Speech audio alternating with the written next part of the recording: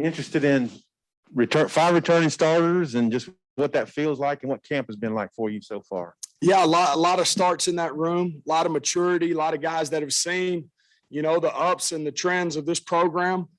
They've heard from a lot of different coaches, so just speaking their language and working on that, building our calls, different things up front. It's easier when you have those guys who have experienced change before. You got a lot of starts in there, the Cunninghams, the Wagners, the Clarys, there's been Strombergs, there's guys that been in a lot of games, a lot of snaps. And that experience just breeds confidence, and they're able to see those situations that arise almost before they do it. And it's a lot of fun coaching them. We've got a great room right there, and I wake up every day blessed to be here, blessed to be coaching them. Coach, I'm curious about the battle at left guard with Brady and Luke. How do you see that competition right now, and what would each guy bring, skill set wise if they started? It's going to be down to the wire, I'll be honest with you, and it's not one of those bad down to the wires either. They're scrapping every day. They know what's at stake. I'm not really it's not a secret in our room that there's a competition there. And, great programs, great teams are around. That's the cornerstone of it, is competition within those position groups. And those two guys are great kids that come up to work every day. With Luke, you're going to get a bigger kid. Brady's been putting on weight and done a great job getting up to over 300 pounds now. But Luke's a little bit of a bigger kid, sturdier kid. Brady, you're going to get, a very fiery young man who's going to go at it every day. It's going to come down to the wire, but it's not oh, man, who are we going to put out there, with dread. I'm excited to see how those guys play out, and obviously they're attacking each day and doing a good job. Couple things, Coach. One, how is Crawford coming along? And then second, what's your philosophy on playing? How many offensive linemen in a perfect world in a game do you like to play? Yeah. Just a regular game. Absolutely. First question there on Tykees Crawford. Young man that's came into our program as a transfer. He's getting better every single day. Every single day he does something. I'm like, man, lights turning on, and we're doing some good things, or he's doing some good things, showing up to work every day, showing up to the meeting room, learning our schemes, which he's been a part of some other schemes as well. So learning the language for him, learning the calls within our offense. He wakes up every day and is striding towards getting better every day, which is what you want. And then the second question, as far as O-line rotation, I think you got to get the best 5 out there to start, but everybody in the country is looking for 10 really, really good offensive linemen. There's not a program in the country that is just overrun with great offensive linemen. That's why recruiting is huge. But also, as far as my personal philosophy, I think you've got to have guys that you trust on that second wave, about 8 guys that if something happens, in a game, you can't control the variables that are out there. If something happens, I don't want my heart rate to go up because somebody's out there. So we're working every day with combo line, what we call combo lines in practice, where we're mixing up guys where, hey, if XYZ goes down, who's going in? Okay, he may play right tackle right now. He may move to left guard. And it really helps the kids with confidence too. Because if you get throughout the season and there's some of those circumstances that come up, the kids aren't doubting themselves. They've been in that situation in practice. So I'd say you got to have 8 solid ones that you believe in, but heck, everybody in the country will take 10 to 12 for sure.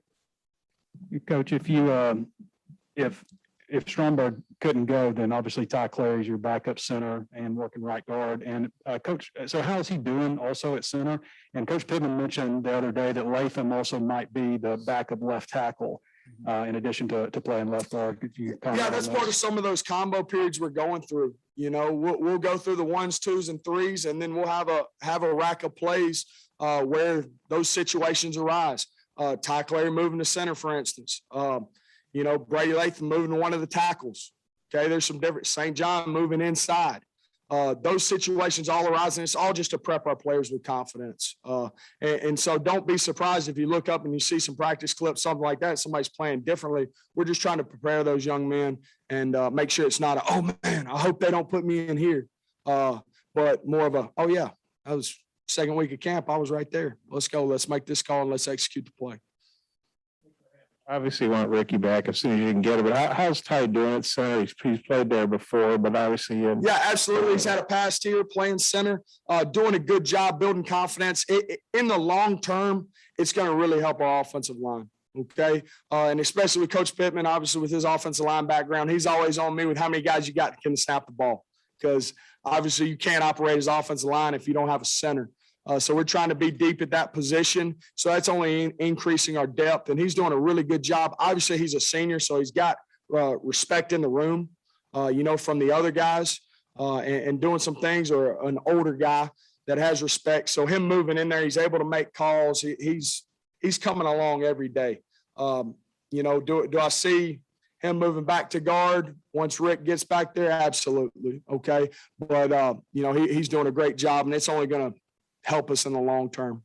And you obviously have an offensive line background, but you were coaching tight ends, and then in June, you switched back over to O-line. That's kind of an odd time. Just what's that transition been like for you? Yeah, I've grown a lot as a coach. Being a young guy, obviously you wouldn't script it, but great opportunities aren't ever scripted. You don't get to choose those on your own time.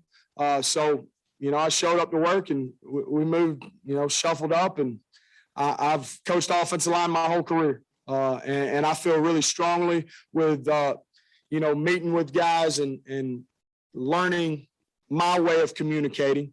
I feel like we're building every day, and I feel really strongly about that. So I feel like we're heading in a good direction.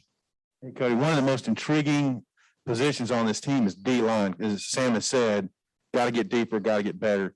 You go against them every day. What are you seeing out of that group? Who's rising up? They've done it. They've checked the box. With the grad transfers that have come in, Ridgeway, Williams. I don't want to leave guys out because heck, they're shuffling them in there and they're rolling.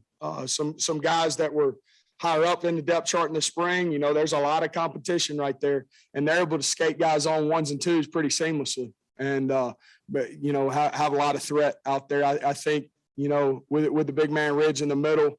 That's what we needed. We went out and were able to secure that. And then obviously you want to get to the edge and rush the passer. And I think there's a different look there too. I think we've checked the box. I don't want to leave any of those guys out. Obviously we've got some guys that have been here that are flashing too, the Geralds, those type guys that are flashing. And so, man, it's impressive, and it helps us. Obviously with the various looks Coach Odom puts them in. And they're able to get after the passer and give me a little bit of heartburn when I go to bed at night. So, they've checked the box. Coach, I know you weren't here whenever Clary was a center in the past, but something he struggled with was maybe snap consistency. How is he handling that aspect of the position since he's moved over there? I'll be honest with you, when it first happened, it was kind of everybody assumed kind of between him and Shane, they were going to take snaps right there. So you move Ty over, and the first couple of days it got to him a little bit, but like with anything, you settle into it, and you're able to build that consistency with it. And I've snapped the ball, and played that. It's not near as easy as what you think. It's really cool when you can sit out there in pregame and snap it when you don't have a 300-pound guy in front of you. But when we're able to simulate that in practice, his consistency's gone up. And, early on in camp, I'd say, there were some consistency issues, but just like anything, he's built on it. And I feel really confident in him right now. Great young man, too, willing to do anything for the University of Arkansas. This the type of kids we need in this program. On Saturday, there was a little bit of a pass pro, some issues, maybe communication. I'm just wondering from your vantage point what you saw there. I think when you move some guys, you're going to have a little bit of growing pains there, like in our combo situations. So guys playing new positions, and, obviously the talent over there has gotten better. You can't sit here and say, oh man, this, and this. They've gotten better over there. And Coach Ashley's doing a great job coaching those guys up. And, our biggest thing in pass protection is our communication and being comfortable communicating. And sometimes when you shift guys around in different situations, you drop in that area of communication. But I think it's good for those guys to learn it when we don't have a scoreboard turned on. And I think they're only going to grow from it and communicating and speaking the same language. Yeah, Coach, I was wondering if you could tell us about the progress of a couple of second-year guys, Marcus Henderson, Ray Curry Jr., and Jalen St. John, how those guys progressing. Yeah, starting with St. John, he's out there at tackle and doing a good job. He's going into his role as a tackle, being able to set with those edge rushers. He is a bigger guy, but he's learning his set and maturing with that. You got Marcus Henderson, who's been over at right tackle, doing a good job. Big athletic guy. Okay, more of an athletic, size tackle. Him and St. John kind of contrast a little bit, and you see that in body styles. And then you got Ray Curry, who's coming along there, and he's getting better every day, just understanding what we're doing from an offensive perspective. So he's continued to progress. Here's what you've seen out of Bo Limmer and Dalton Wagner through 10 practices so far. Yeah, I really enjoy coaching both of those guys. Bo's kind of a no-nonsense guy, go get to work. And there's merit to that. I appreciate that. He shows up every day. You're not going to hear much out of him. You got to ask him the questions in the meeting room, and he gets them right. So I let him roll. He's, but I really enjoy coaching him. And then Dalton, I mean, he's the old man of the room. He keeps us laughing in there, and he's a really sharp guy that, honestly, I think if you look at the room, you take him as a freshman versus what he is now, he's grown leaps and bounds, not only from a personality and leadership perspective, but also a player. And the situations he's seen throughout his years, now he's building that confidence, and he's playing fast and doing some really good things. I really think those two guys are doing really, really well. Cody, what kind of camp is Myron Cunningham having, and what are your expectations for him? Yeah, Myron's coming back in that super senior category. Myron brings that leadership, kind of calm demeanor at times, and that's good for the offensive line. At times we're all running off the ball, striking people every play.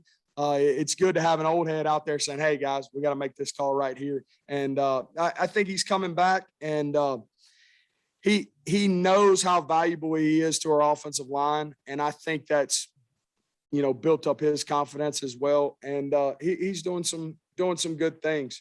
Obviously, he's getting new tests in pass protection, which is great for him. He's got guys pushing him every day in practice to get better.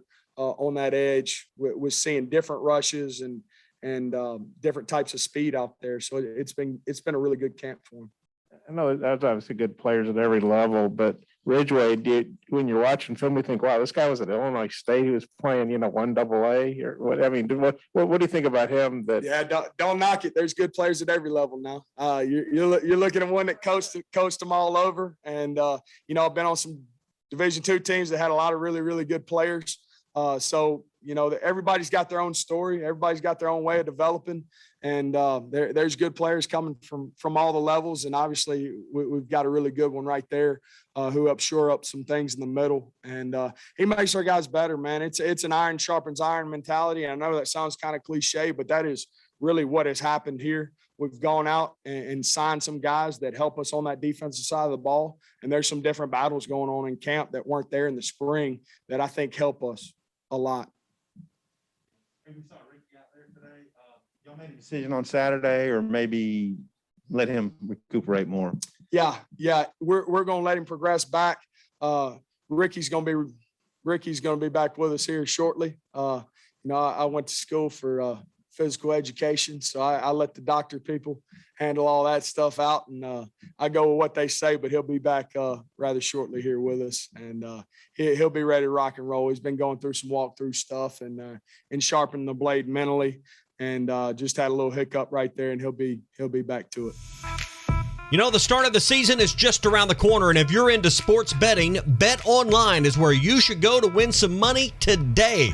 Whether it's live bets during games or future bets on who you think will win the championship, Bet Online has all the latest odds, news, and information for all your online sports betting needs. Visit the website today or use your mobile device to join and receive a 50% welcome bonus on your first deposit. So before the next big game or before the season starts, head on over to Bet Online and start playing today. That's Bet Online, your online sportsbook experts.